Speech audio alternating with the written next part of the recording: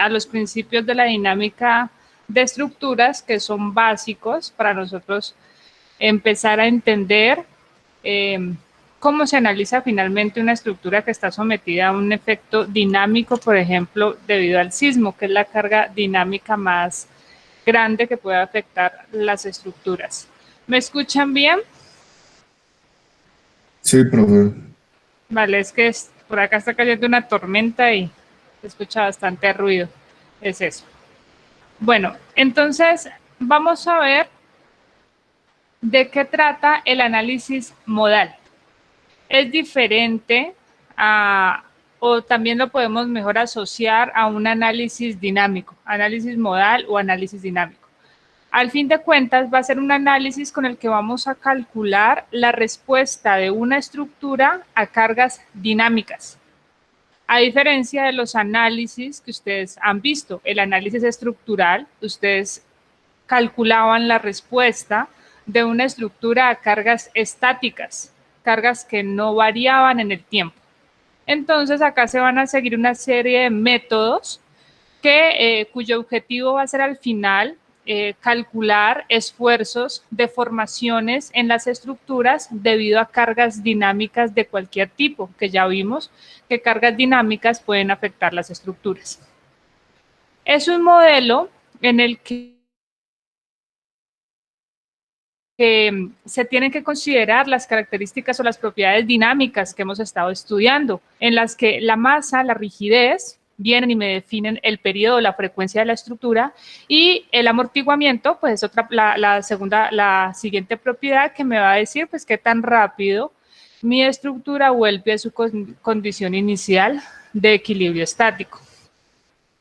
Entonces, en un análisis dinámico, estas van a ser las variables que nosotros podemos manipular. ¿Listo? En específico, diría, sin temor a equivocarme, que de las propiedades de la estructura que inmediatamente podemos manipular o de inmediato es la rigidez y el amortiguamiento. Con la masa, va a estar en función, obviamente, de la rigidez. Si empezamos a cambiar secciones transversales, a aumentar secciones transversales, pues obviamente aumenta la masa, pero hay masas que van a estar constantes, fijas en la estructura, el peso del piso, el peso del cielo raso, de los muros no estructurales, son cargas que no las podemos quitar, simplemente cargas que van a estar presentes durante la excitación sísmica. Muy bien, también identificamos que en dinámica hablamos de modelos discretos o modelos continuos. Entonces, en específico, para un análisis modal de las estructuras que nosotros conocemos, vamos a utilizar modelos discretos. Vamos a concentrar la masa de la estructura en puntos específicos.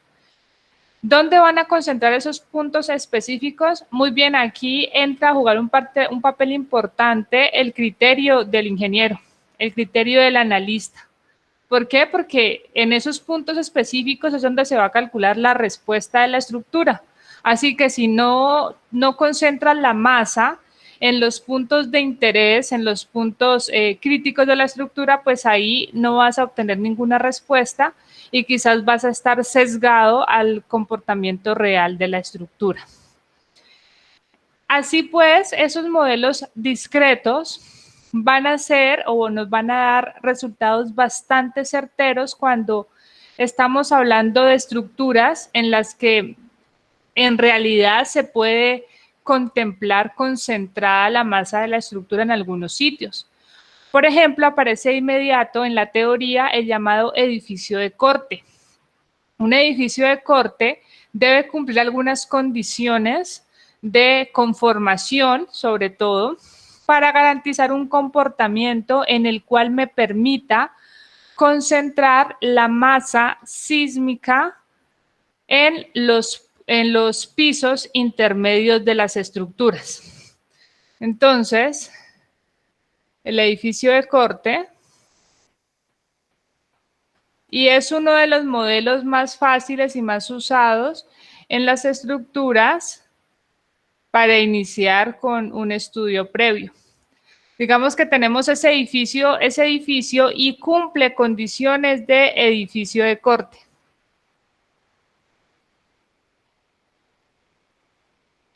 Con esas condiciones, entonces nosotros podemos decir, mira, yo voy a concentrar la masa de mi estructura en puntos específicos.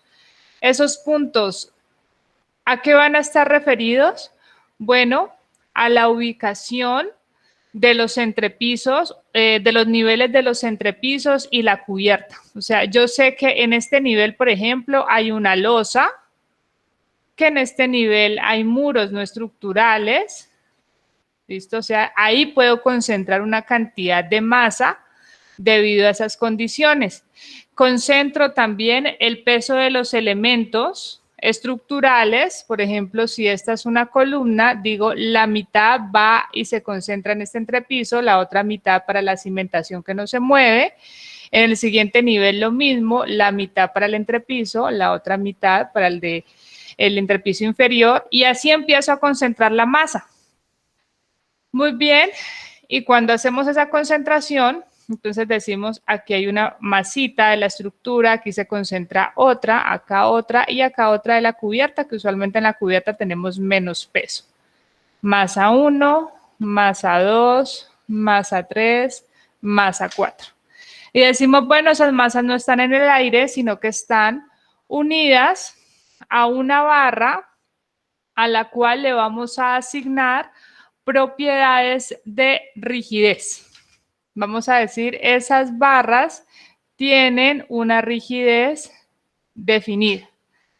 ¿Y en qué va a estar o en función de qué van a estar esas rigideces? Pues de la rigidez lateral de los pórticos en este nivel. Entonces, si este es un edificio de corte aporticado, las columnas o los pórticos en este primer nivel me van a dar la rigidez K1, que va a estar asociada al piso 1.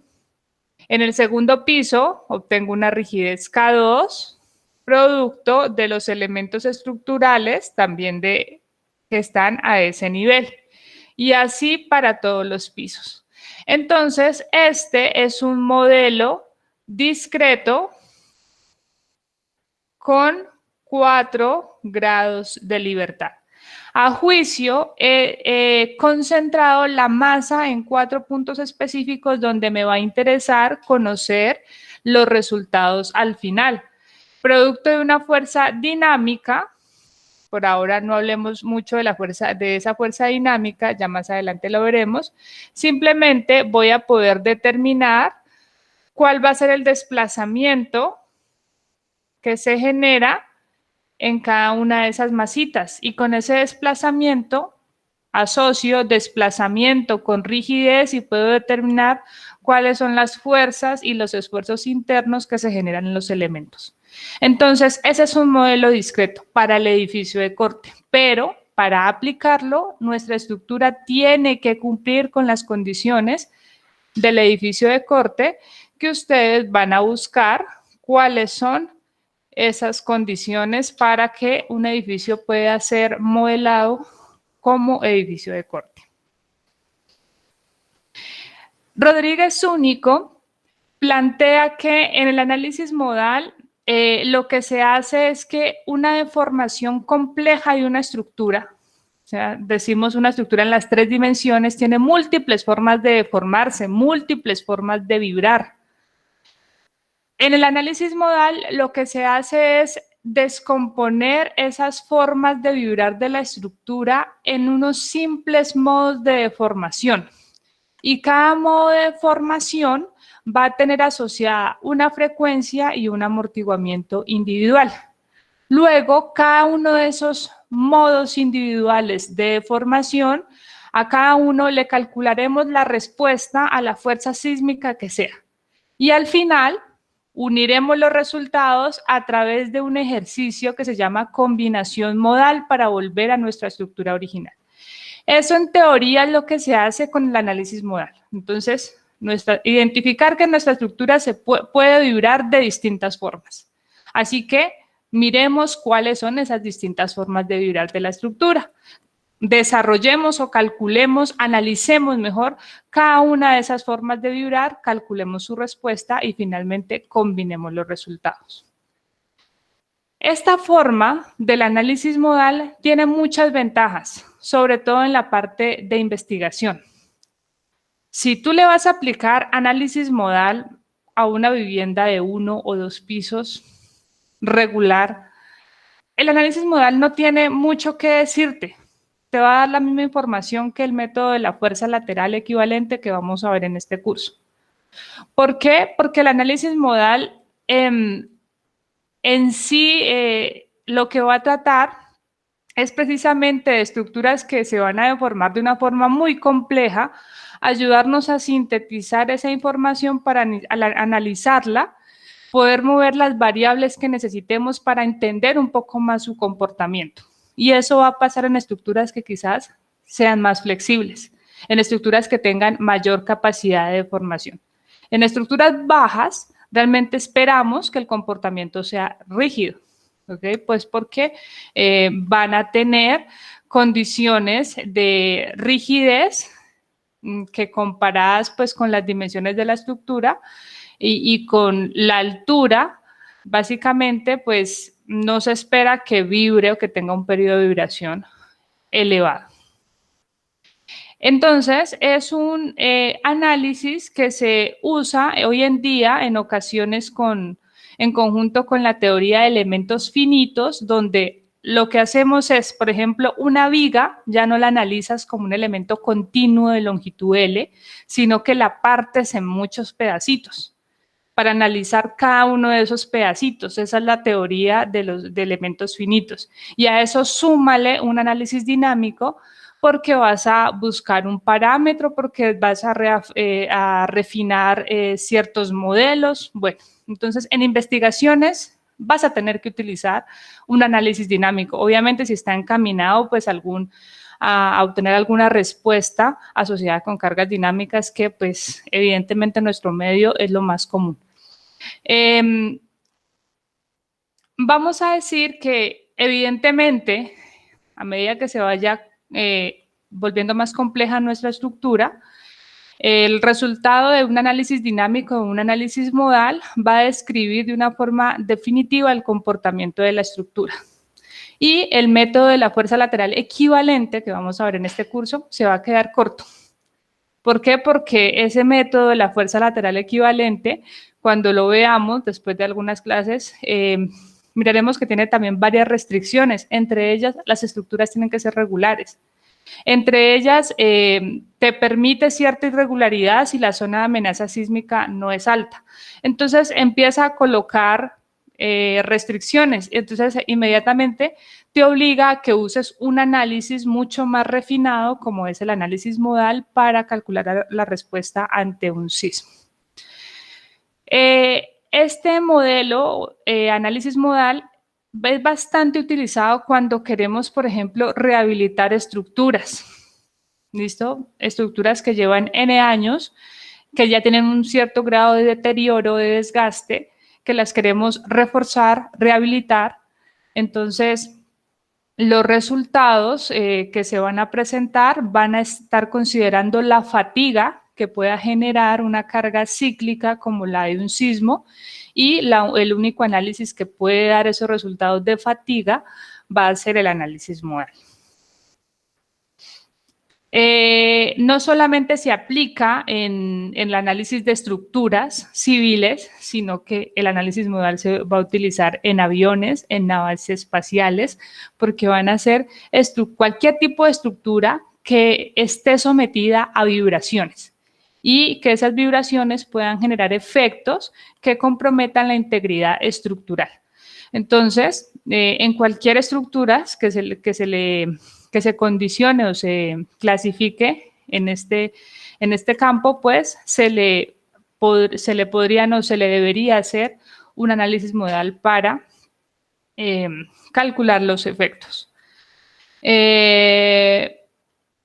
Bueno, en fin, son varias las ventajas que se le pueden atribuir al análisis modal que se le puede realizar a una estructura.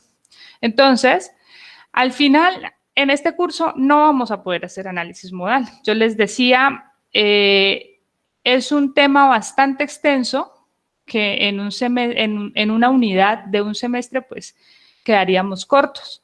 ¿Listo? Hay que ver toda una teoría antes de hacer un análisis modal y eso solamente se logrará con un curso completo de dinámica de estructuras y a los que les guste esto, pues en su curso en la especialización, es maestría o doctorado con seguridad, van a ver dinámica de estructuras, en algunos países le llaman ingeniería sísmica y ahí van a pulir estos conocimientos, sobre todo en cómo ejecutar un análisis modal. Ahora, lo que yo voy a hacer es definirles conceptos básicos para que pues ustedes empiecen a asociar ciertos conceptos de los que uno habla, parámetros que vemos en los programas, al menos para intuir de qué se trata. Algunos va a ser muy fácil, digamos, relacionarlos por lo que ya hemos visto y hemos calculado, otros va a ser un poco complejo y lo único que voy a hacer es dar como una descripción muy general de qué se trata. Muy bien, entonces empecemos con sistemas de un grado de libertad. Son sistemas, son los sistemas que nosotros hemos estado trabajando en las clases anteriores, en los que podemos concentrar la masa de la estructura en un único punto. ¿Dónde será ese punto? Bueno, depende del juicio del ingeniero, porque en ese punto vas a calcular la respuesta. Entonces, no todas las estructuras se pueden modelar con sistemas de un grado de libertad. Estas estructuras que estoy presentando podrían clasificarse como tal porque yo podría decir, mira, esto no es otra cosa, disculpen que esto se vea todo feo. Esto no es otra cosa que una barra que tiene una rigidez K empotrada al suelo y su masa, una masa concentrada acá en el extremo. Miren, es un modelo que va a representar de una manera muy precisa la condición real de la estructura. ¿Listo? Bastante precisa.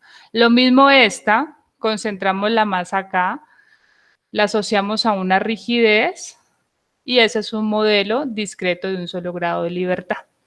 ¿Listo? Recordemos que también tenemos que asociarle amortiguamiento, usualmente un amortiguamiento viscoso lineal, que lo definimos como C, pues que también lo que me va a hacer es reducirme las oscilaciones del sistema. Estructuras civiles que podemos modelar como un sistema de un solo grado de libertad. Pongo estos ejemplos. ¿Cuáles de ellas las puedo modelar con un sistema de un grado de libertad? La respuesta es depende. ¿De qué depende? Depende de lo que quieres calcular.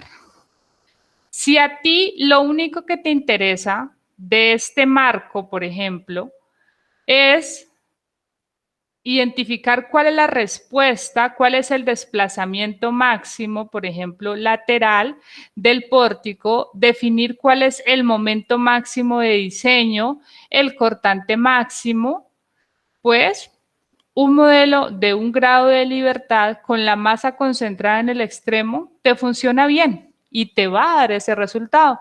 Cuando lo modeles, vas a poder definir cuál es el desplazamiento en el extremo del modelo. Entonces, lo puedes hacer. Las siguientes estructuras se vuelven un poco más complejas.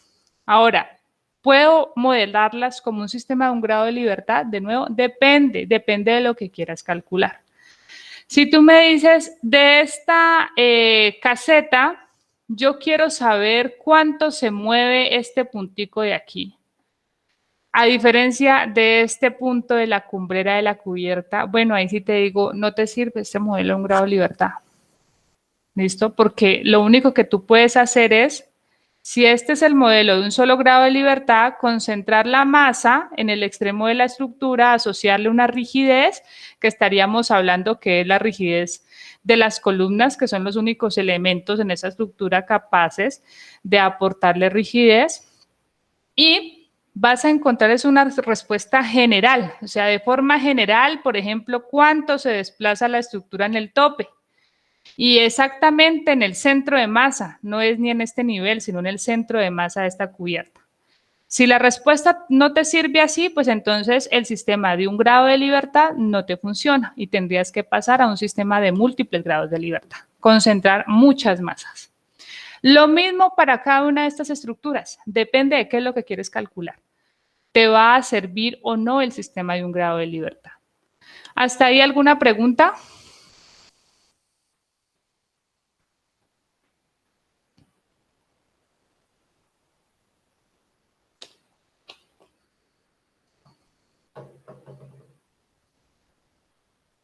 ¿No hay preguntas? Profe, pero eso es para cargas estáticas. Me No, parece para cargas dinámicas. ¿Por para qué cargas para? dinámicas. Sí, ¿por qué te genera la duda? Porque, por ejemplo, al ratico el que está el tanque de agua, ahí ese golpeteo del agua o el nivel sí sería, pues bueno, variaría, ¿no? Pero acá bueno, los pórticos que está mostrando sí ya me generó duda. A ver, aquí en este tanque sí hay dos cargas dinámicas que tú estás identificando muy bien. La primera carga dinámica que uno se le vendría a la mente es la aceleración de un sismo. ¿Listo? Entonces la aceleración del sismo, ya vimos lo que hace es desplazar la estructura en la base y tu estructura va a empezar a vibrar. Esa es una carga dinámica, ¿listo? Y en las vibraciones tú vas a calcular este desplazamiento. Internamente, digamos que este es un segundo efecto, cuando analizas el tanque, estás hablando de precisamente el golpeteo que generan las olas, o sea, el agua que está contenida acá, pues no se va a quedar quieta durante el sismo, sino que va a empezar a generar olas. Y esas olas van a golpear las paredes del tanque. Entonces, aparece una teoría no, metodologías para analizar este golpeteo del agua en las paredes del tanque, en específico tanques de almacenamiento de agua, en los que lo que hace es representar un bloque que viene asociada a una masa, que viene proporcional al volumen de agua que va a tener la condición de ir formando el oleaje, va a haber otra capa de agua, otra altura de agua que no se va a mover, no va a generar ese oleaje, y lo asocian a un sistema de una masa, de un grado de libertad, con una rigidez, ¿listo? Amortiguamiento, todo igual como lo hemos manejado, pero en sí para modelar el golpeteo del agua. Entonces, ese golpeteo es una carga dinámica. De aquí, el viento incluso puede generarte carga dinámica por golpear estas, o por la misma rotación, mejor, que están generando esas hélices. Esa es una carga dinámica. Le sumamos también el viento, igual, es una carga dinámica. ¿Listo? Y en esta pancarta también el viento lo podrías contemplar como una carga dinámica, aunque en la norma se permite hacer la consideración como una carga estática, y la carga dinámica también vendría asociada a un sismo. En estas estructuras lo mismo, o sea, cuando ya pasamos a hablar de esas estructuras, realmente uno piensa en que la carga dinámica más grande que va a afectar las estructuras, pues es un terremoto, es una aceleración que está variable en el tiempo y lo que hemos visto antes, el terremoto lo que hace es desplazarte la base de la estructura, de modo que tu estructura por ese desplazamiento va a empezar a vibrar. ¿Listo? Y en esas vibraciones es que calculamos la respuesta. Entonces está para cargas dinámicas, pero es el modelo de un solo grado de libertad. Entonces, que yo les estoy diciendo, o sea, esta casita o esta caseta, esta portería, ¿la puedes modelar como un sistema de un grado de libertad? Sí, depende de lo que quieras calcular. Si lo que quieres calcular es solamente la deriva o el desplazamiento de estas columnas, que van a ser las que van a aportar la rigidez para la carga lateral, el modelo de un solo grado de libertad te sirve. Te sirve. ¿Por qué? Porque necesitas solamente ese dato. Pero si tú necesitas saber cómo se mueve este punto de la cumbrera, es un punto de una cercha, este punto, quieres saber cómo se mueve cada uno de esos puntos, cuando llegue el sismo, este modelo no te sirve. ¿Listo? Porque él te va a decir que toda la cubierta, toda esta masa de la cubierta se mueve una cantidad U, porque así se está concentrando la masa. No te va a dar una respuesta individual U1, U2 por aquí, U3 por aquí, no. Eso te lo dará un modelo discreto con múltiples grados de libertad. Que tú concentres la masa donde quieres calcular la respuesta. ¿Eso está claro? Sí, profe, ahora sí. Gracias. Muy bien. Profe, yo tengo una pregunta. Dime. Digamos, si hay más, o sea, yo veo que las estructuras que aquí nos muestran son como básicamente de un piso, ¿verdad? Sí. Pero digamos, si tenemos unas estructuras más altas con más pisos, ¿se podría utilizar un solo grado de libertad para ver esas, para encontrar esos como parámetros tan generales? No es conveniente.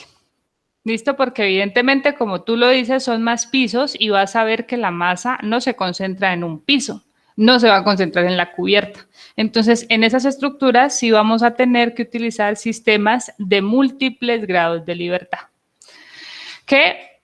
¿Cuándo los vamos a usar? Precisamente cuando el sistema de un grado de libertad no da la respuesta que necesito.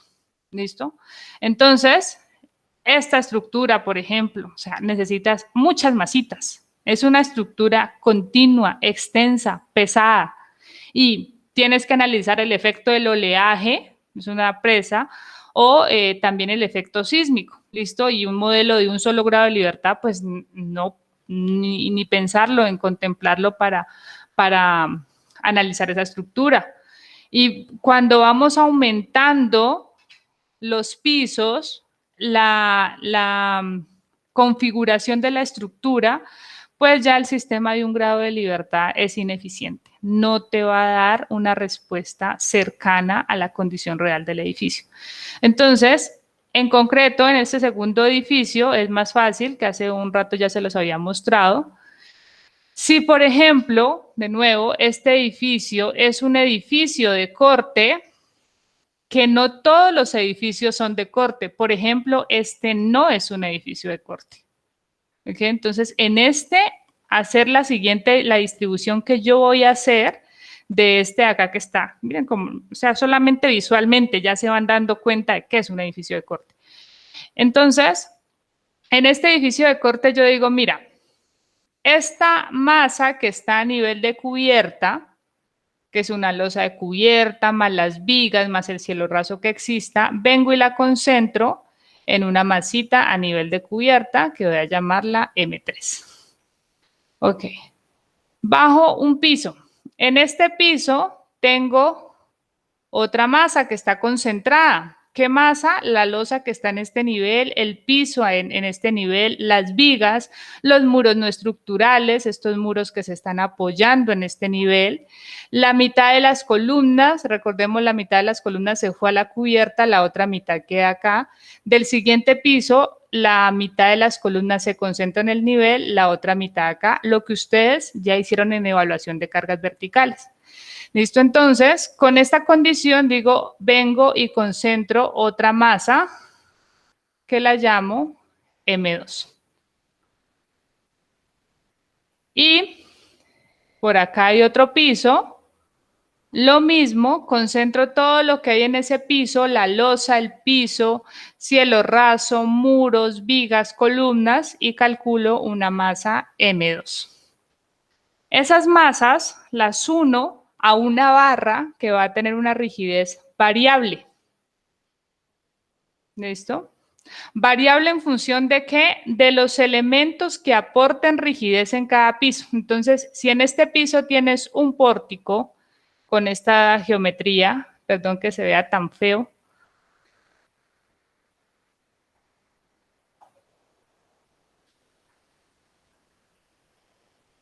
¿listo? Si aquí tienes un pórtico,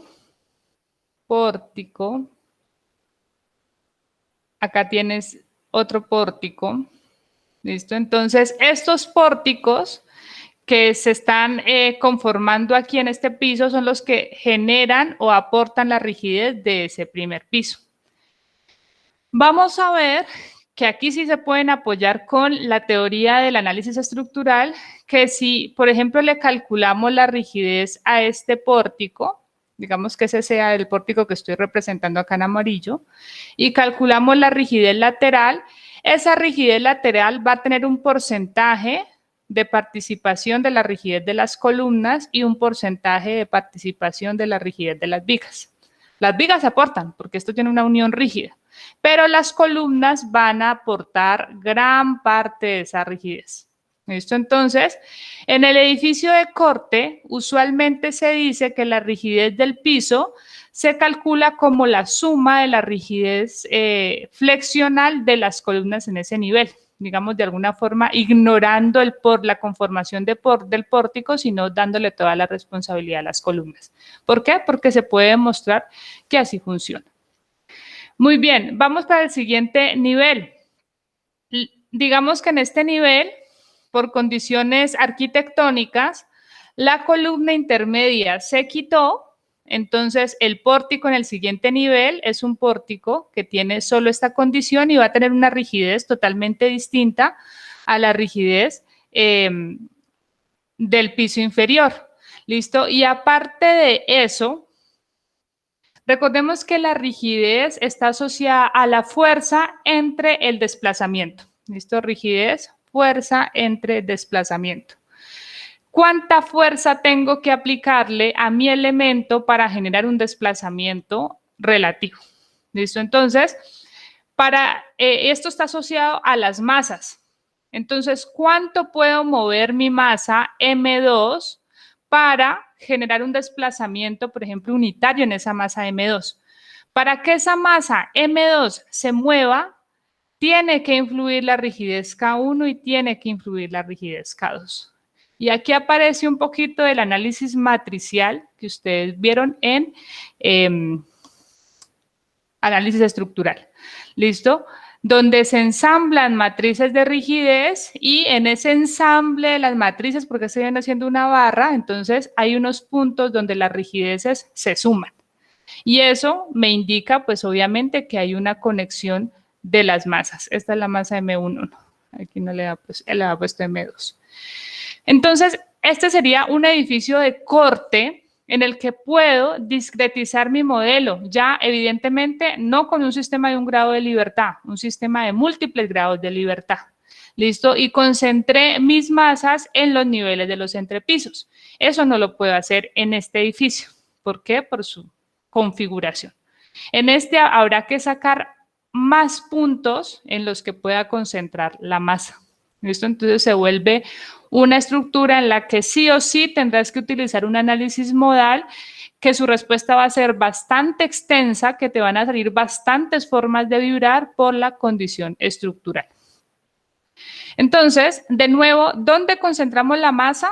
Por ejemplo, para esta estructura, dependerá. Tienes que concentrar la masa en los puntos donde quieres calcular la respuesta de la estructura.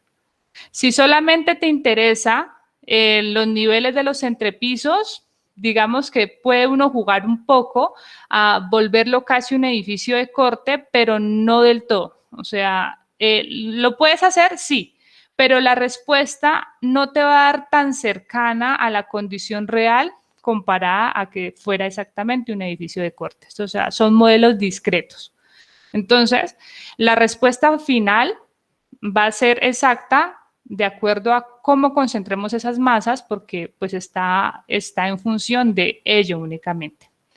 A mayor número de grados de libertad, es decir, más masas concentradas, la solución se va a volver más compleja, porque a cada masita de la estructura usted le tiene que calcular una respuesta. Y cada masita de la estructura que coloques de forma adicional, ella no vibra sola, sino que, como les dije anteriormente, vamos a hacer que un análisis de una estructura que tiene múltiples formas de vibrar, la vamos a analizar en modos de vibrar individuales. O sea, decimos, sacamos esta forma en que vibra la estructura y la estudiamos por aparte, sacamos la siguiente, las que sean, y las estudiamos por aparte. Y al final hay que combinar todo porque la respuesta es única. Entonces, si te salen muchísimos grados de libertad, pues la respuesta es mucho más compleja y a mano eso va a ser imposible obtenerlo.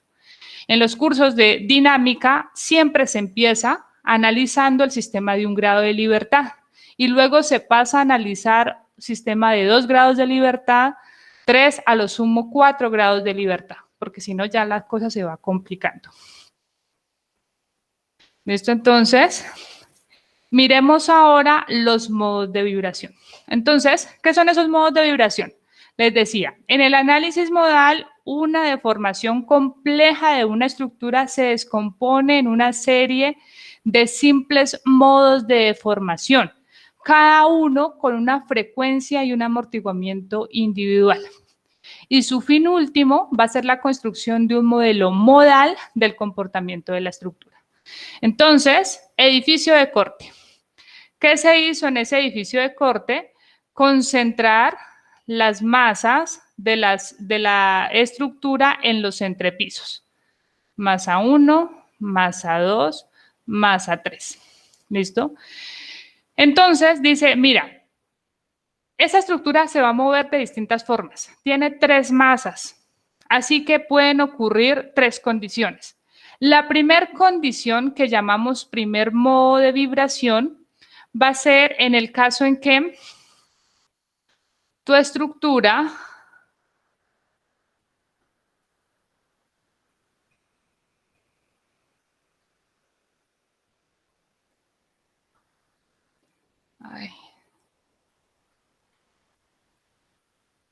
muy bien. Esta es la posición de equilibrio estático, la verde que se está pintando ahí.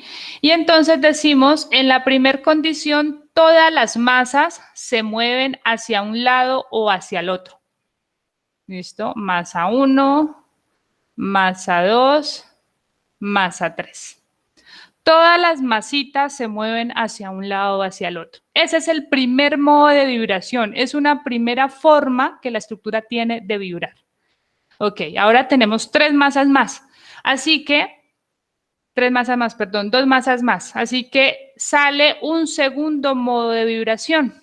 Entonces, en ese segundo modo de vibración te dice, en este segundo modo, una masita se mueve hacia un lado, la siguiente masita se mueve hacia el otro y la tercera se mueve igual que la primera masa.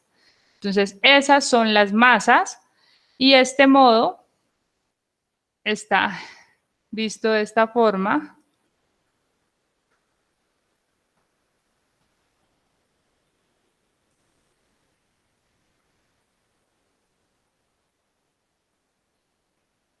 ¿Listo? Que la estructura pueda vibrar de esta forma. M1, M2 y M3. ¿Puede pasar? Claro que puede pasar. Es una forma que tiene la estructura de vibrar debido a la concentración de las masas. Y ese se define como el segundo modo de vibración. Tercer modo de vibración. Entonces, en lo que... este es el tercer modo de vibración. Perdón. Los dibujé al revés. En el segundo modo de vibración, las 2 primeras masas se mueven hacia un lado. Y la tercera es la que se mueve opuesta.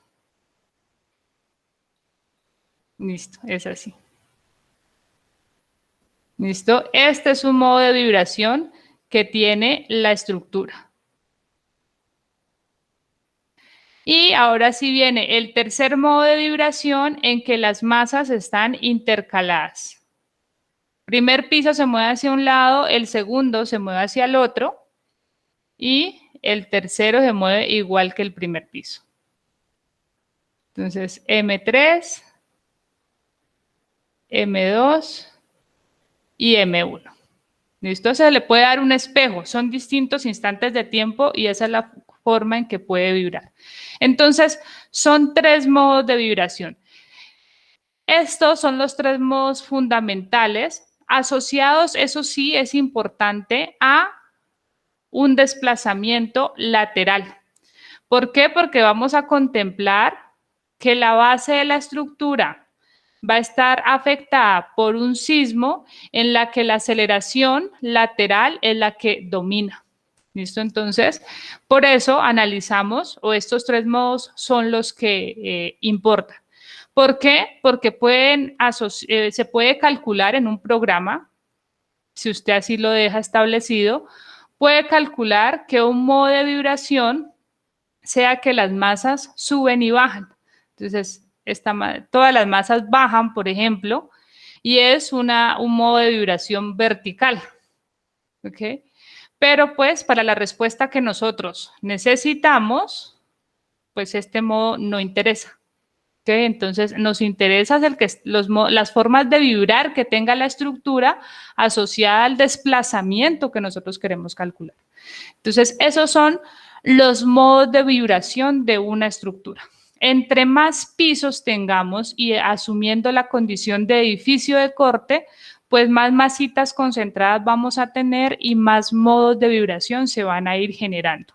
Pero esos modos de vibración van a estar de acuerdo a esta condición.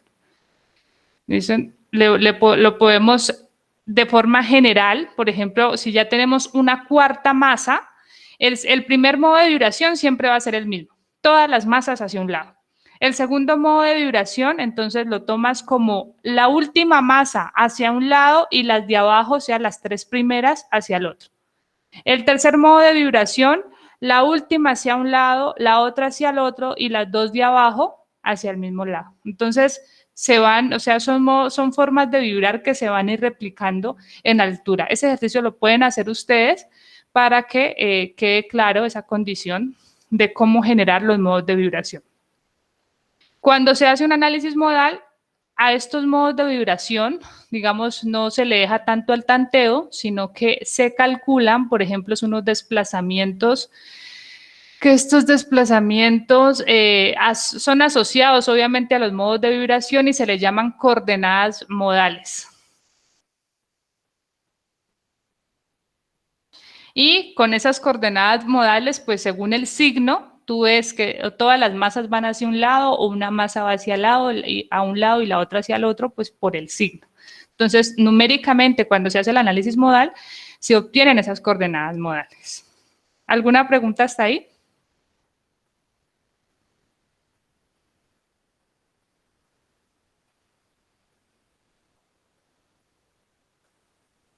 Ok, entonces, miren esta estructura. Un edificio aporticado de 8 pisos y un sótano. Entonces, el primer modo de la estructura es traslacional. Este es un programa, es el programa ITABS, así que ahí presenta esa forma de vibrar.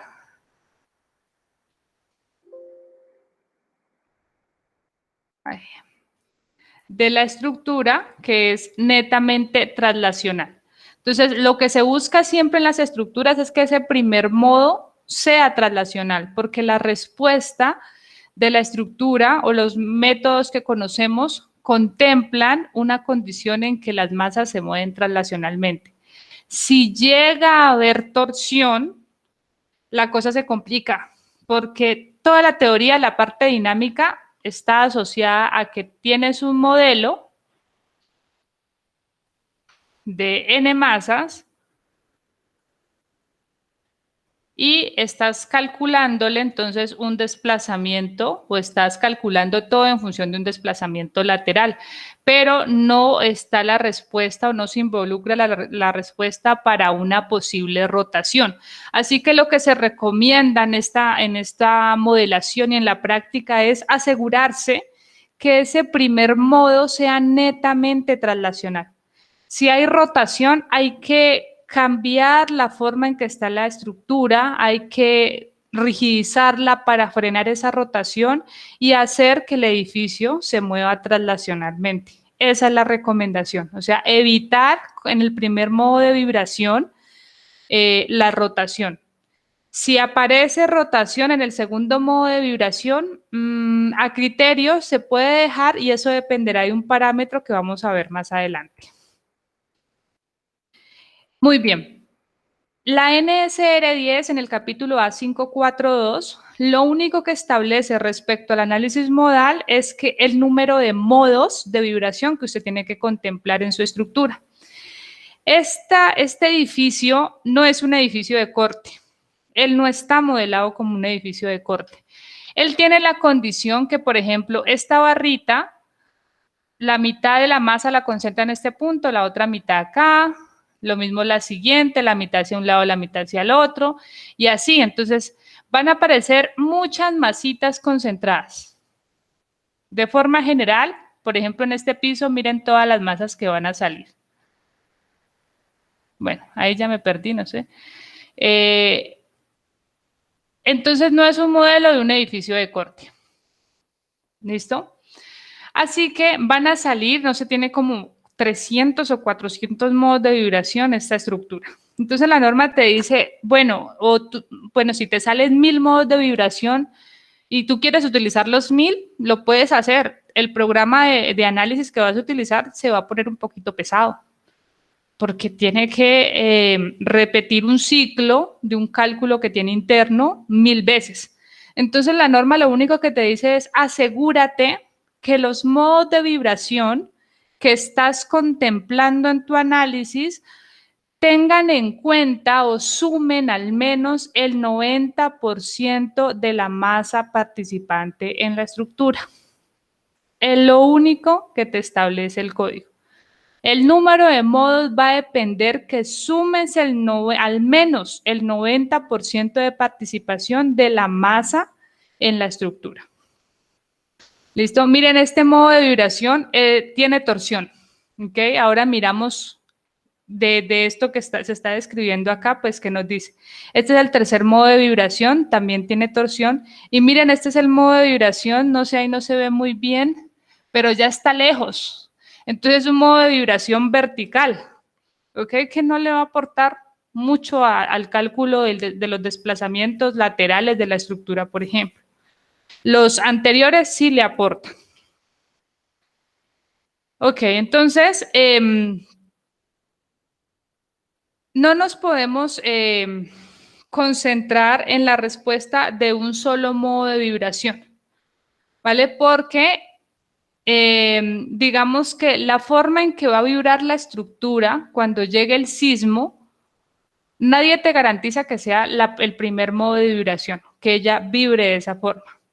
Va a depender, entre otras cosas, de las características del sismo, de propiedades del sismo. El sismo viene con un contenido de frecuencias porque es una fuerza que se puede describir como oscilatoria, entonces tiene un periodo asociado. Tiene esa condición que puede hacer que te haga dominar el primer modo de vibración, el segundo, el tercero, el 10º modo de vibración. Entonces hay que contemplar esos modos que son prevalentes en el análisis, precisamente por eso es que la norma nos dice al menos que consideres que el 90% de la masa se está moviendo. Cuando calculamos la respuesta real, tengamos esa condición. Recordemos que las estructuras se diseñan para la aceleración máxima del sismo.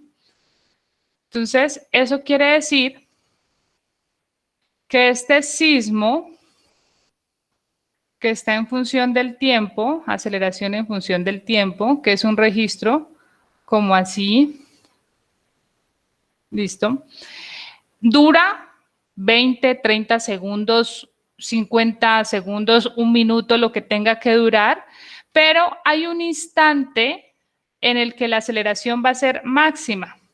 ¿Listo? Entonces a este le llamamos el tiempo de la aceleración máxima y acá aceleración máxima.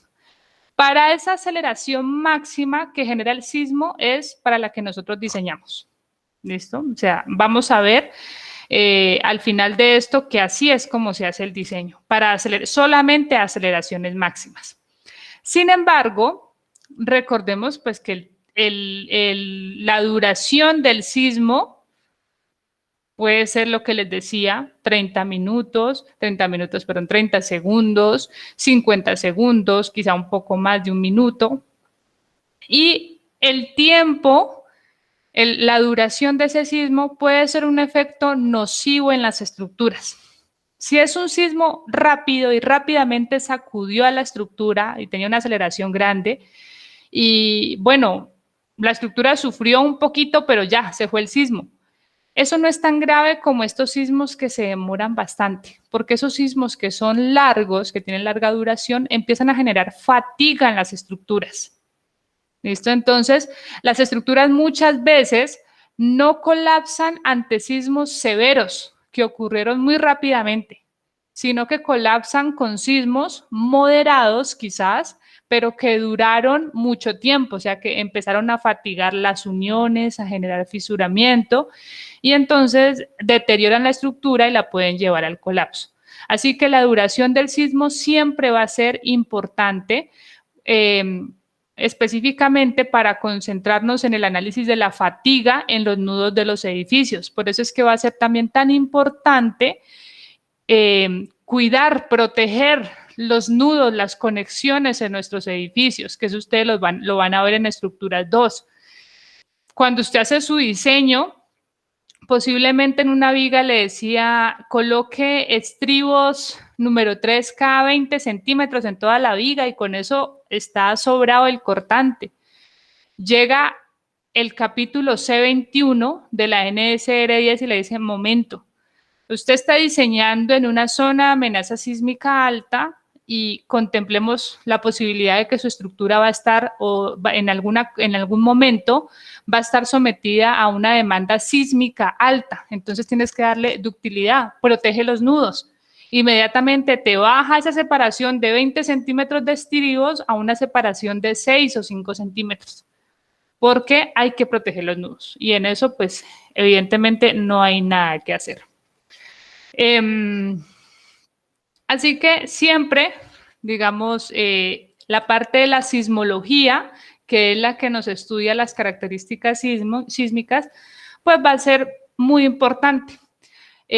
Ojalá nosotros pudiéramos diseñar con el sismo que va a afectar la estructura.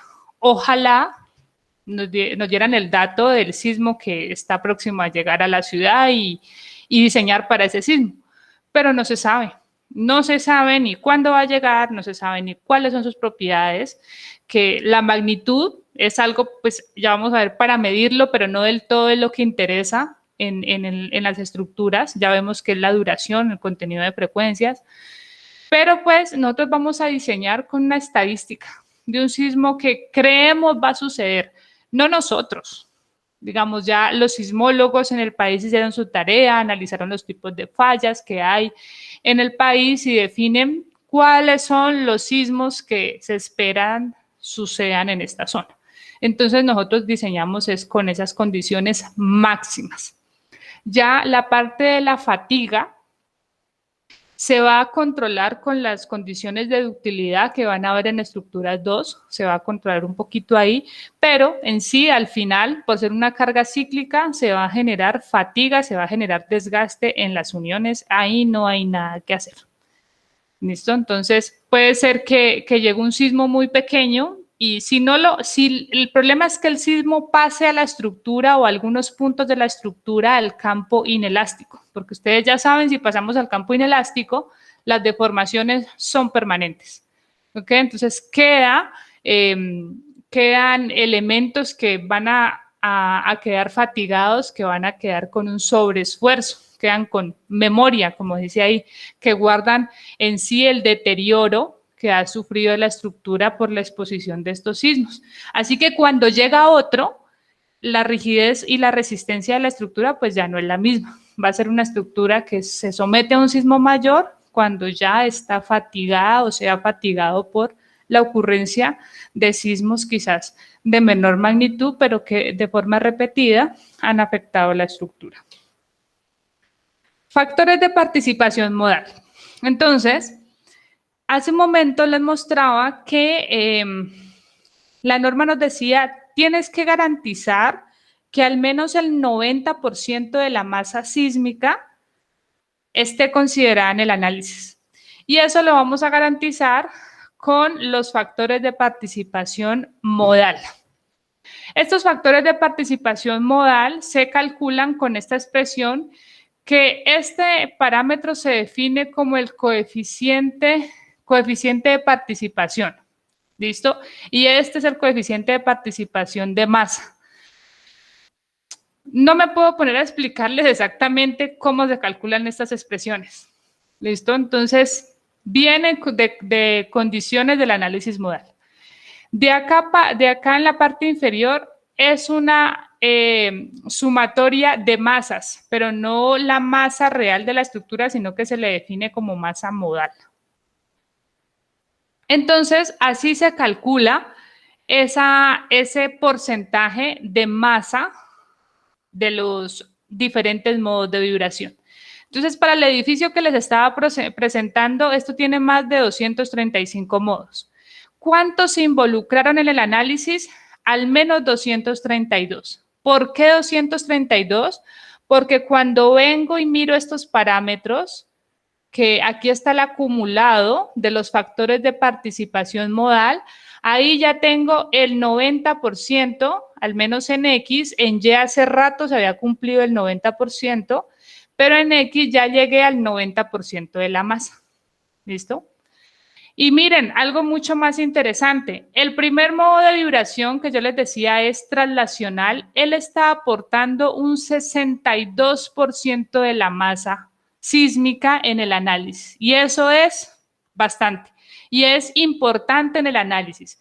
Si usted en su modelación vio que el primer modo de vibración, que era el que se movían todas las masas de forma traslacional, aporta 0.10, y el segundo modo de vibración, que tenía torsión, que les dije tiene torsión, aporta un 0.60, ahí hay que preocuparse bastante, ¿listo?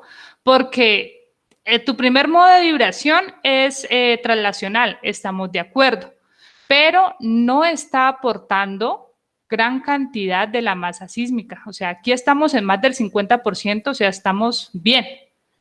En esta no, o sea, te está dando el primer modo de vibración traslacional, pero la masa que está participando es muy bajita, mucho más bajita que la del segundo modo, que era rotacional. O sea que ahí está diciéndote, está controlado netamente por la rotación, por la torsión, hay que entrar a modificar tu estructura para quitar esos efectos de rotación. Entonces son cosas que hay que irlas y que se deben considerar y se deben estar vigilando durante una modelación, sobre todo con estos programas. No es simplemente ingresar a un programa porque sí y lo que dé, no es así. Nosotros en este curso vamos a utilizar el método de la fuerza lateral equivalente. Visto que aquí nada de esto tenemos que mirar. Pero cuando ustedes ya vean su curso de dinámica y entendamos un poco más, porque qué jartera ver esto así, o sea, así como yo les estoy diciendo de dónde sale ese parámetro, pues no puedo explicarles aquí en 15 minutos de dónde sale ese parámetro, porque si les intento explicar algo, sale otro concepto que no se les ha visto, no se les ha dado, y pues aquí nos quedamos. Y pues ese no es el objetivo. Entonces, lo único que tiene que quedar claro es que en este análisis hay que controlar cuánta masa participativa se contempla en el resultado final. ¿Y esto con qué objetivo? Ay, lo borré. No puede ser.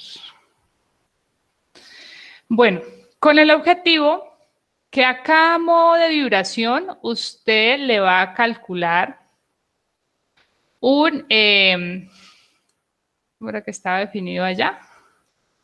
¿Qué símbolo era que tenía? Alfa.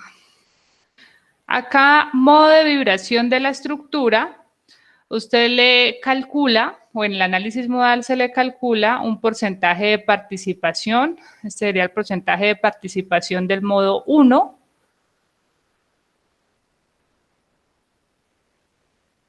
Del modo 1, del modo 2, porcentaje de participación del modo 3.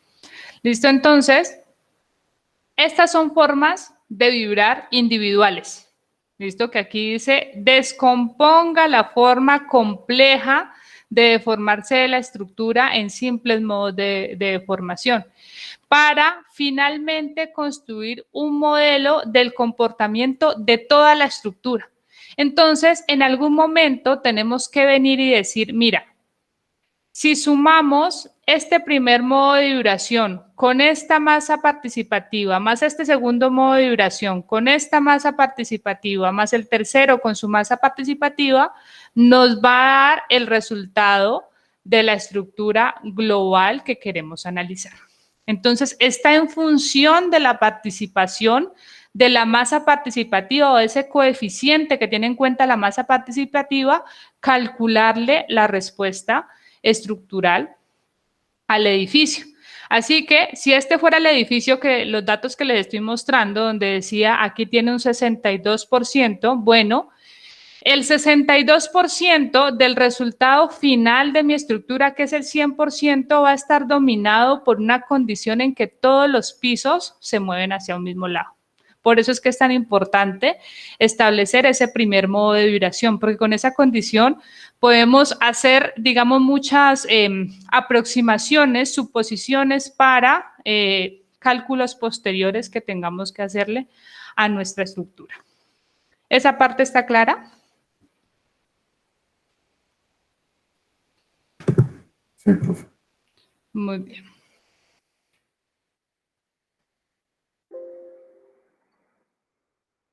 Bueno, iba por aquí. Listo. Entonces, la parte que les mostraba de coger cada uno de los modos de vibración para llegar a establecer el comportamiento de mi estructura real, el 100% se hace con lo que se denomina combinación modal.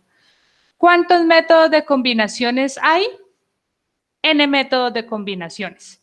¿Listo? Los más utilizados, el método de la combinación cuadrática completo o el método de la combinación modal general. Son métodos con los que esperamos combinar esas formas individuales de vibrar de la estructura, combinándolas, afectándolas por el porcentaje de participación para finalmente describir lo que queremos, y es que cómo se va a comportar nuestra estructura ante una carga dinámica de forma general. Eso es la combinación modal. Frecuencias y periodos naturales. Entonces, cada uno de los modos de vibración va a tener asociado un periodo, una frecuencia. ¿Cómo se calcula la frecuencia circular?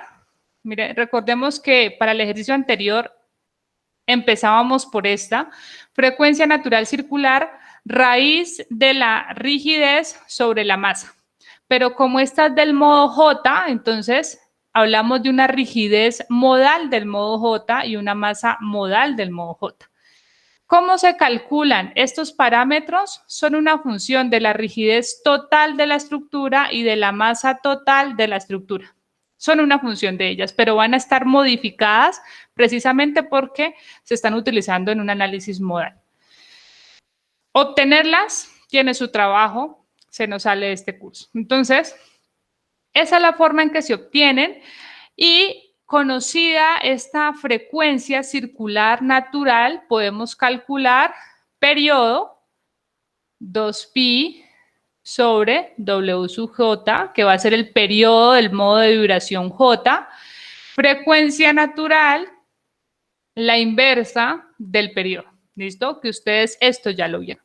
Así que les dejo como ejercicio, si les doy los datos de la frecuencia circular de 10 modos de vibración, pues calculemos el periodo y la frecuencia natural para cada uno de esos modos y ver esta estructura, por ejemplo, cuál es el periodo fundamental de la estructura, que el periodo fundamental lo definimos para el modo 1. ¿Está claro?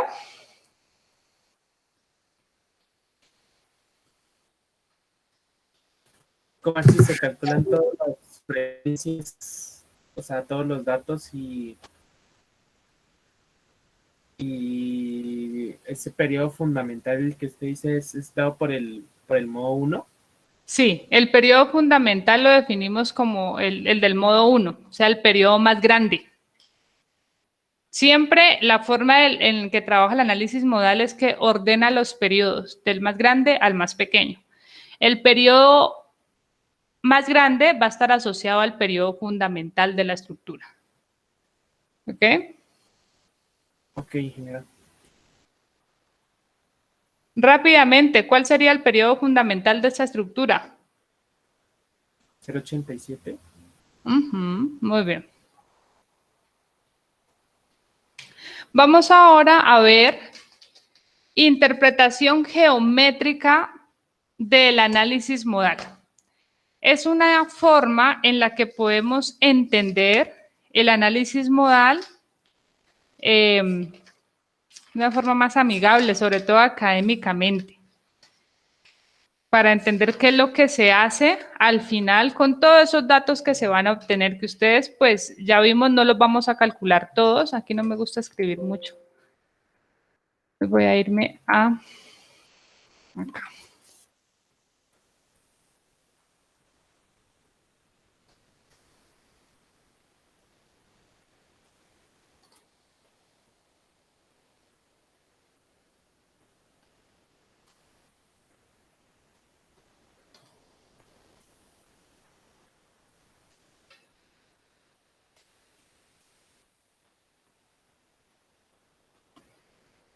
Muy bien, entonces vamos con interpretación geométrica de los modos.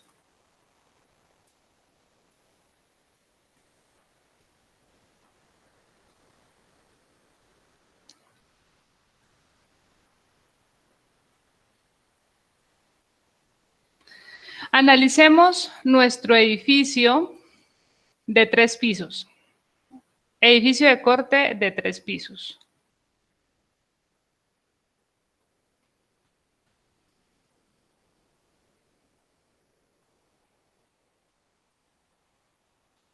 Entonces, decíamos, concentramos la masa de la estructura en cada nivel. Masa 1, masa 2. Tengo que bajarle un piso porque me quedaron de 4 masas y se me sube acá la... Me demoro más.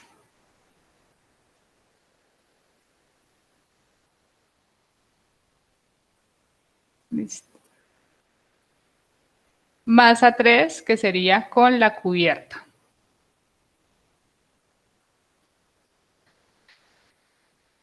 Ok, entonces, a nosotros nos interesa el efecto que pueda generar una fuerza lateral.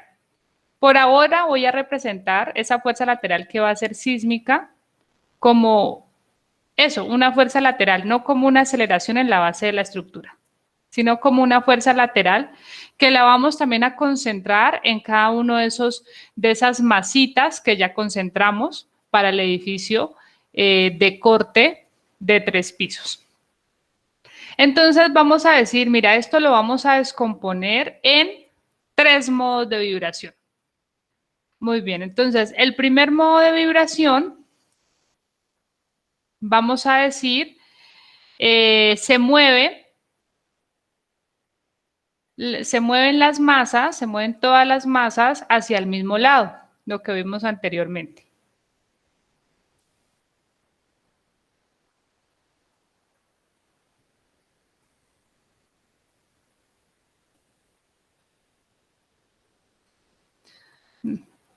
Disculpen, primero dibujo la barra. Algo exagerado así. Todas las masas se mueven hacia el mismo lado. M1, M2, M3. Este es entonces el primer modo de vibración. ¿Listo? Vamos a contemplar otro modo de vibración.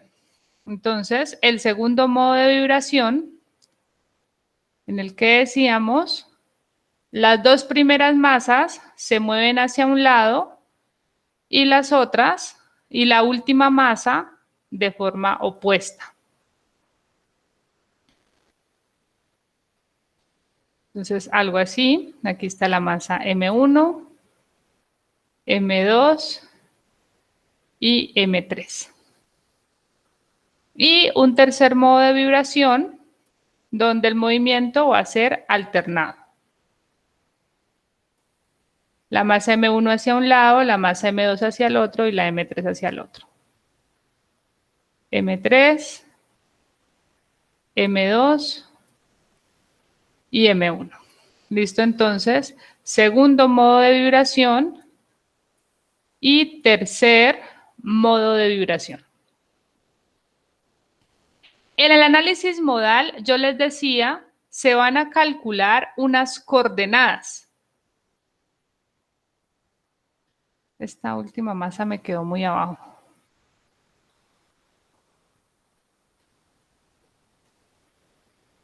Listo, vamos a calcular unas coordenadas. Entonces, calculamos coordenadas modales.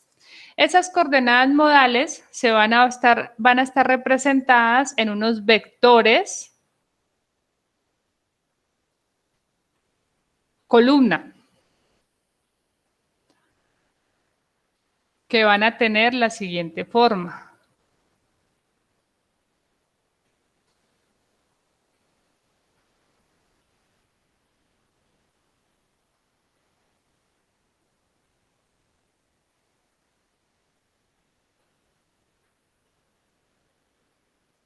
Muy bien. Para el primer modo de vibración vamos a decir, mira, esta forma de vibrar de la estructura tiene una cantidad que la vamos a definir phi 1 sub 1. Bueno, llamémosla phi 1. O sea, la cantidad que se mueve la masa 1. En el segundo nivel es una cantidad, una coordenada modal de la masa 2. Y acá tengo una coordenada modal de la masa 3. Entonces, estas son coordenadas modales.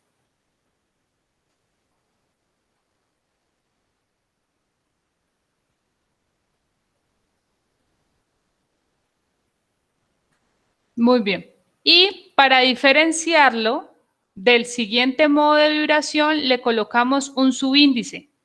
Esta es la cantidad que se mueve la masa 1 en el primer modo de vibración, la cantidad que se mueve la masa 2 en el segundo modo y la cantidad que se mueve la masa 2 en el primer modo y la cantidad que se mueve la masa 3 en el primer modo.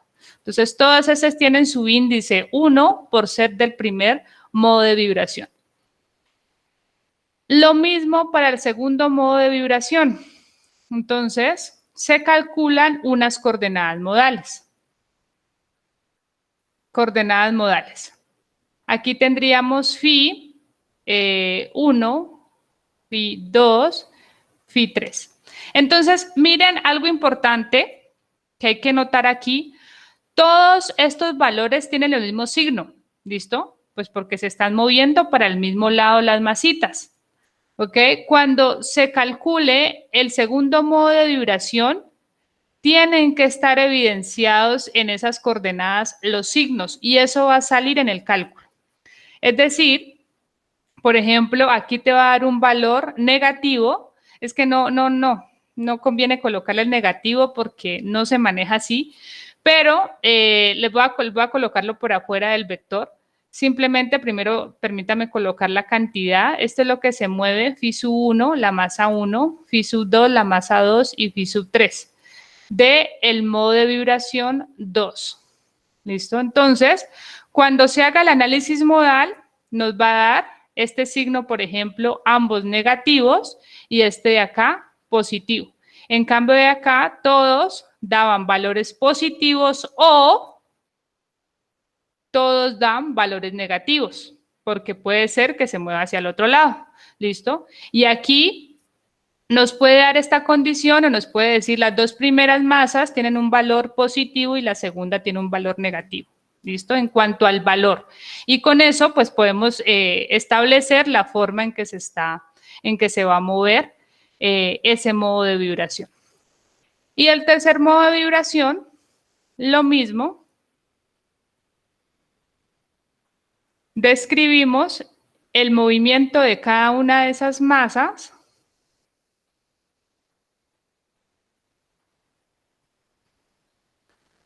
Y lo definimos como phi 1, phi 2, phi 3, del modo de vibración 3, 3 y 3. ¿Listo? Y aquí los signos van a ser alternados. Si este era negativo, este será positivo y este negativo. ¿Listo? Entonces es una forma como de empezar a describir cómo son esos modos de vibración. ¿Ok? Entonces, ¿qué es lo que nos dice el método modal? Muy bien. El método modal dice, ¿tú quieres calcular la respuesta de esta estructura?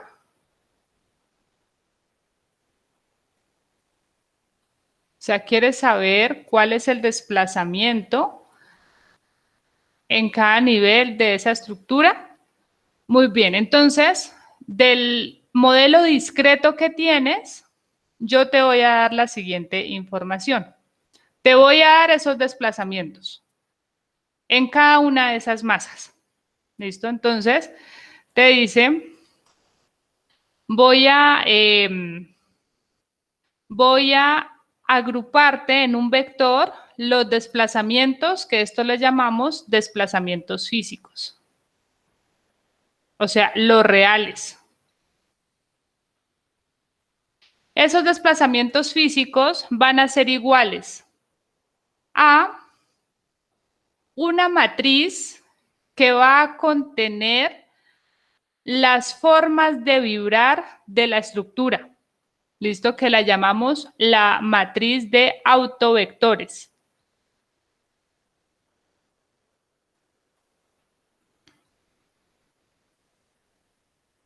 ¿Listo?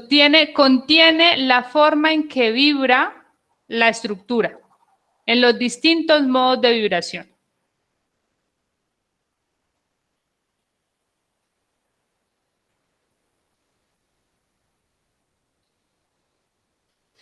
Y esa matriz va a estar multiplicada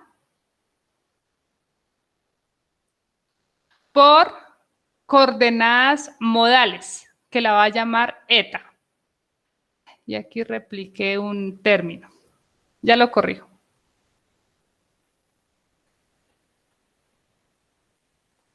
Coordenadas, y permítame cambiar el color. Me gusta ir con colores.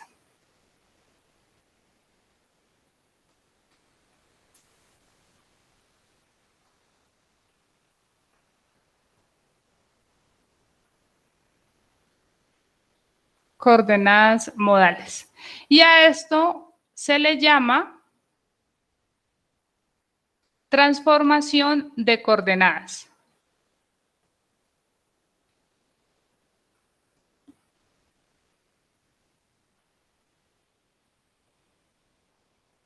Transformación de coordenadas.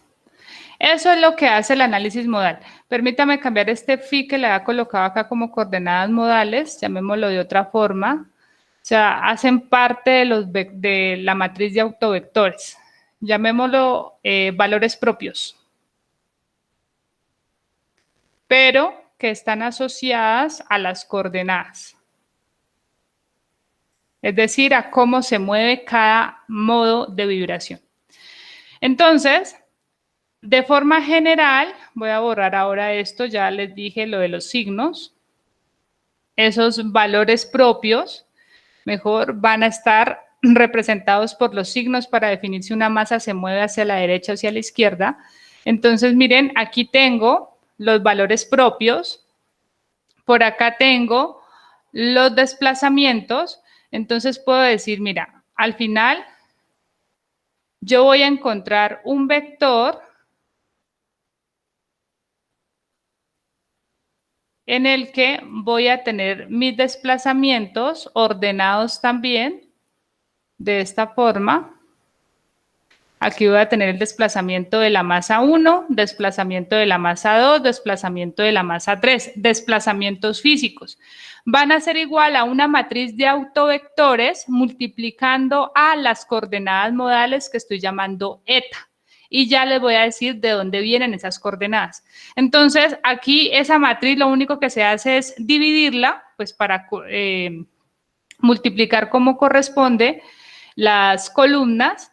Entonces, aquí multiplico a eta 1, porque es del modo de vibración 1, y asumiendo que es una carga dinámica, pues la pongo en función del tiempo.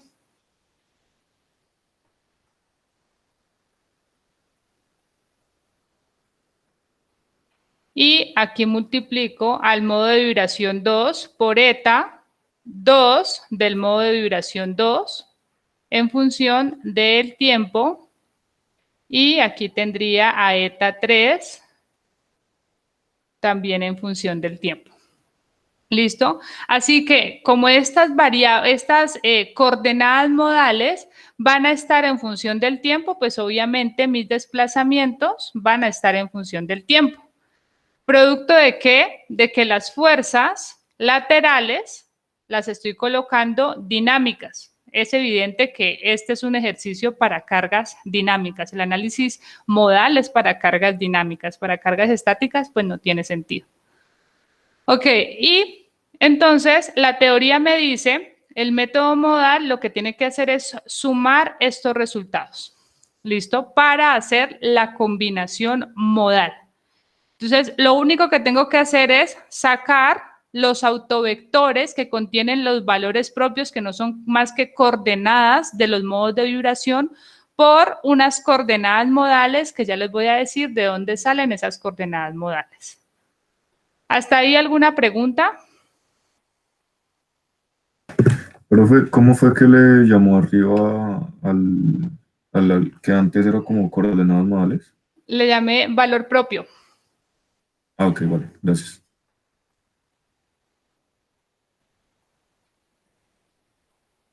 Muy bien, entonces vamos a ver qué es esa coordenada modal. Hacer este análisis de las masas moviéndose de esa forma, digamos que no es tan fácil. ¿Ok? Entonces, en el método modal lo que se dice es, mira, voy a definir cada uno de esos modos de vibración con unas propiedades dinámicas modales. ¿Qué me van a estar representando? Finalmente me van a dar el periodo de vibración que tiene ese modo de vibración. Entonces, este modo de vibración va a estar descrito por un periodo T sub 1. Este modo de vibración, un periodo T sub 2 y este por un periodo T sub 3. Entonces, el método modal lo que dice, voy a colocar aquí esto más pequeño para no estar subiendo. Listo. El método modal lo que dice es, mira, el primer modo de vibración lo vas a simplificar mucho más de la siguiente forma.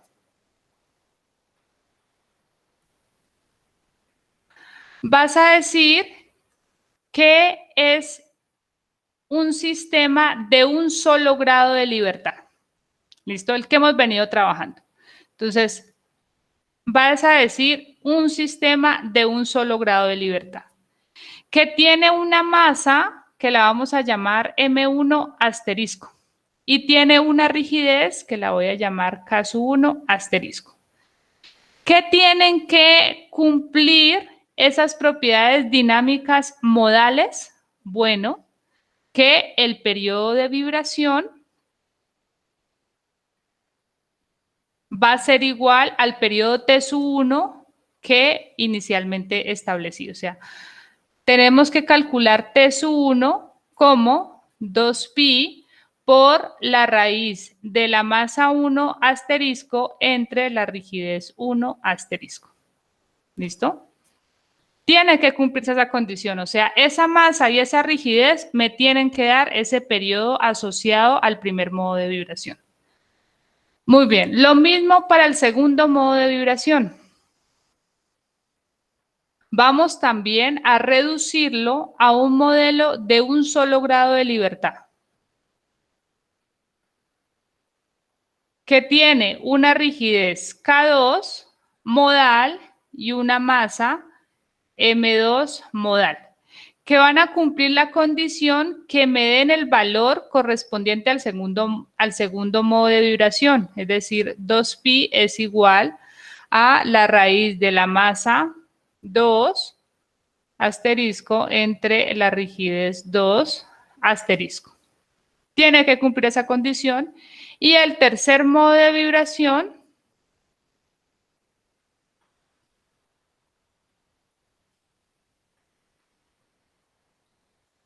entonces también un oscilador de solo 1 grado de libertad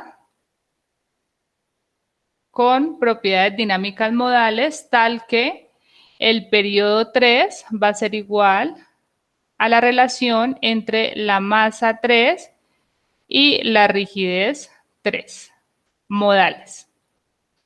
Nótese algo importante de aquí.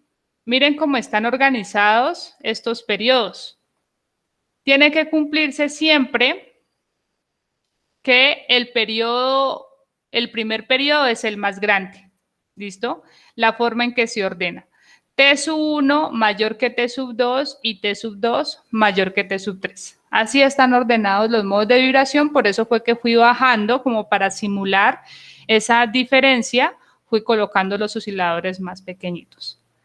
Entonces, esta es la forma en que se trabaja. ¿Y por qué así?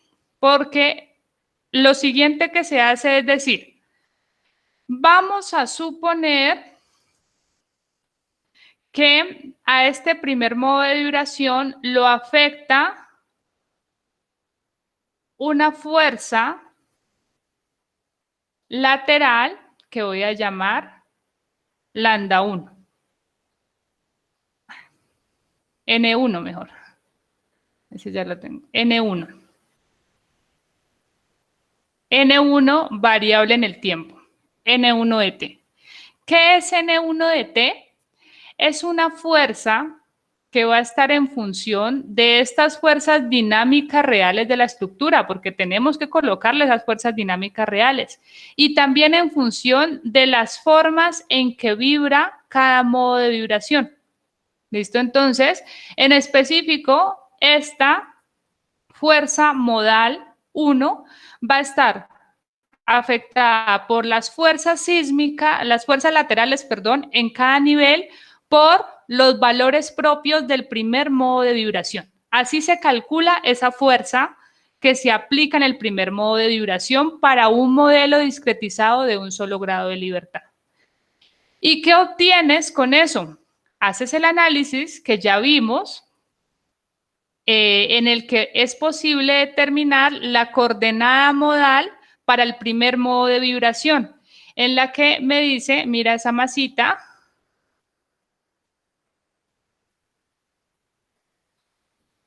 se mueve así, de forma que el desplazamiento generado es lambda 1, eta 1, perdón. ¿Listo? Eso para el primer modo de vibración. Y lo mismo hacemos para el segundo modo de vibración. Calculamos una fuerza modal N2 de T, variable en el tiempo, que va a ser función de las fuerzas laterales reales que están afectando a la estructura por los valores propios del segundo modo de vibración. Y con eso, entonces, definimos cómo se desplaza mi estructura y le calculamos el desplazamiento eta 2 variable en el tiempo, que viene siendo, pues, esta expresión. Y para el tercer modo de vibración, exactamente lo mismo. Calculamos una fuerza modal equivalente, N2, en función del tiempo, y definimos esa fuerza modal, cuánto me desplaza a mi estructura, y ese desplazamiento lo llamamos eta sub 3. ¿Listo? Y esas son las coordenadas modales, ahora sí que venimos y reemplazamos en estas expresiones. Multiplicándolas cada una, por los valores propios que me definen cada modo de vibración, venimos y obtenemos los desplazamientos físicos reales de la estructura. Esta es una interpretación geométrica de lo que hace el análisis modal. ¿Dónde está el trabajito que hay que hacer adicional? Bueno, hay dos partes. Primero, definir estos valores propios. ¿Listo? Bastante trabajo hay que hacer ahí, ¿vale? En definir esas formas de vibrar de la estructura, en calcular, porque aquí hay valores y hay que calcularlos. Y eso sale de la dinámica. ¿Listo? No es colocar un valor por colocarlo. Entonces, ahí hay un trabajo en el que hay que invertir pues parte de un curso completo de dinámica. Y ahora, calcular la respuesta de cada modo de vibración, es decir, si tienes un oscilador de un solo grado de libertad, ahí redujiste tu problema enormemente. Pero entonces ahora falta de cómo calcularle la respuesta a mi estructura con una carga dinámica que es variable en el tiempo, pero que no conocemos. ¿Listo? Si la carga dinámica es algo así como, entre comillas, sencillo, digamos que la carga dinámica sea esto. Llegó y pam, hizo un salto y se fue otra vez. Bueno, esa carga dinámica tiene una solución que va a estar dada para calcular esta forma eta. ¿Listo? Si la carga dinámica tiene una forma cíclica, bueno, tiene una solución distinta. Y si la carga dinámica es un sismo, la cosa se complica muchísimo más, pero existe la solución, que es trabajar con una solución numérica. ¿Listo? Ir integrando pedacitos chiquitos de esa solución. Entonces, todo eso ya está la teoría, ya se maneja. En un curso de dinámica, ustedes irán paso a paso viendo primero la carga dinámica de tipo azul, un salto, por ejemplo, un impacto, y le calculan la respuesta a ese impacto. Luego una carga armónica de tipo senoidal o cosenoidal y calculan la respuesta. Y ahí sí, cuando tengan todo eso, ahora sí se meten con los sismos a calcular la respuesta de un sismo. ¿Okay? Entonces, ahí está el trabajito extenso que habría que hacer en un curso de estos. ¿Está claro? Pues que obviamente aquí no lo vamos a hacer y lo digo es porque, o sea, no se nos sale de los alcances y con el tiempo del curso, pues no podríamos dar nada más sino el método modal. Profe, Dime. una pregunta. Esas M que dice, pues al principio, ¿no? Que las distribuimos en los entrepisos. Es diferente a esa M que está en el periodo, ¿verdad? Sí, las de acá abajo, estas M les puse M asterisco y K asterisco. Son masa y rigidez modal. Esta sería masa de la estructura real. Masa de la estructura real, masa de la estructura real. ¿Listo?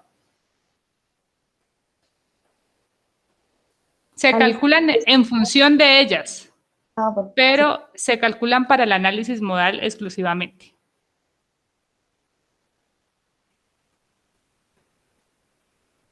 ¿Más preguntas?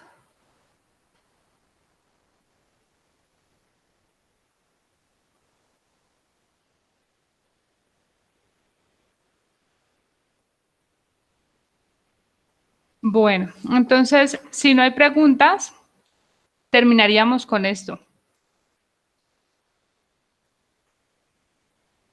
Profe, es ¿Sí? que hace unos días encontré un video de Facebook donde explican lo de los periodos. No sé si lo puedo compartir al Classroom para que lo vean si les interesa, porque está chévere. Es un periodo donde un profesor mueve una mesa. Sí, ese. Sí, dale, compártelo. Vale.